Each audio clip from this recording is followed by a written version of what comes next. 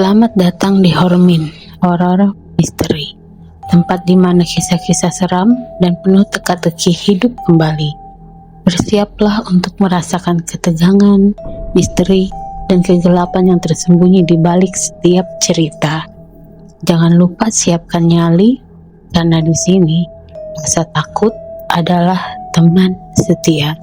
Hormin, mengungkap misteri yang tak pernah berani kau tanyakan.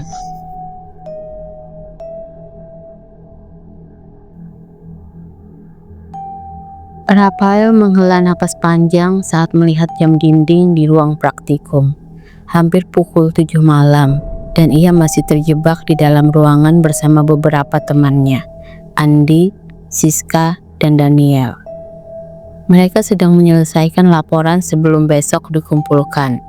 Tetapi entah mengapa, malam itu terasa lebih sunyi dari biasanya.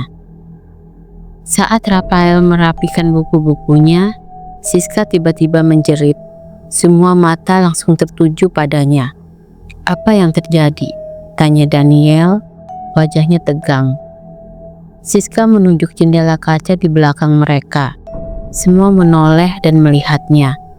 Ada bekas tangan, samar, dan basah menempel di kaca. "Siapa yang tadi keluar?" tanya Andi. Matanya menyapu seisi ruangan. Tidak ada yang menjawab. Rafael bangkit dan berjalan mendekat. Dengan ragu, ia menyentuh kaca itu, merasakan permukaannya yang dingin dan lembab. Dengan lengan bajunya, ia mengusap bekas tangan itu hingga hilang. Namun, hanya dalam hitungan detik, bekas tangan itu muncul kembali, lebih jelas dari sebelumnya. Kali ini ada 5 jejak tangan. Seakan seseorang menekan tangannya ke kaca dengan paksa. Mereka semua mundur selangkah. Hawa dingin merayap di tengkuk Rafael. Saat itu, langkah kaki terdengar dari luar. Seorang dosen tua, Pak Harun, melangkah masuk. "Kalian masih di sini?" Andi yang masih terkejut buru-buru menunjuk jendela. "Pak, kenapa ada bekas tangan di kaca ini? Kami sudah membersihkan, tapi muncul lagi." Pak Harun mengerutkan kening dan mendekati kaca. Sejenak ia diam, lalu menghela napas. Pak Harun tidak bicara apa-apa dan malah terpekur sendu. Rafael merasa penasaran, lalu mencari tahu di internet tentang kejadian aneh di ruang praktikum tersebut. Setelah beberapa pencarian, ia menemukan artikel lama yang memberitakan tentang seseorang mahasiswa yang meninggal secara tragis di ruangan itu bertahun-tahun lalu. Mereka saling bertukar pandang, ngeri, dan penasaran di saat yang sama. Ia mengalami kecelakaan saat ujian praktikum. Alat yang dipakainya meledak, dan serpihan kaca menusuk lehernya. Ia mencoba meminta tolong. Tangannya berdarah-darah menyentuh kaca jendela ini. Tapi tak ada yang menyadari hingga semuanya terlambat. Sejak saat itu, orang-orang sering melihat jejak tangan muncul di sini, terutama saat malam hari, kata Pak Harun. Siska merinding. "Jangan bercanda, Pak. Sebaiknya kalian pulang sekarang, sudah malam." Pak Harun tersenyum tipis dan pergi meninggalkan mereka.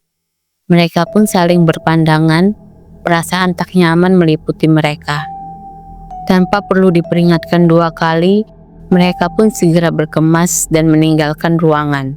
Namun, malam itu, tak ada satupun dari mereka yang bisa tidur nyenyak. Mereka semua bermimpi buruk yang sama. Dalam mimpi Rafael, ia berada di ruang praktikum, duduk di meja dengan peralatan laboratorium di depannya. Namun, ruangan itu lebih gelap dan pengap dari biasanya. Di ujung ruangan, seorang pria dengan jas laboratorium berdiri membelakanginya. "Halo," Rafael memanggil. Tapi pria itu tetap diam. Dengan langkah hati-hati, ia mendekat. Saat jaraknya hanya beberapa langkah, pria itu berbalik. Wajahnya hancur dengan pecahan kaca tertanam di pipi dan lehernya yang sobek mengeluarkan darah hitam pekat. Mulutnya yang terbuka seakan ingin berbicara, tapi yang keluar hanyalah suara erangan yang mengerikan.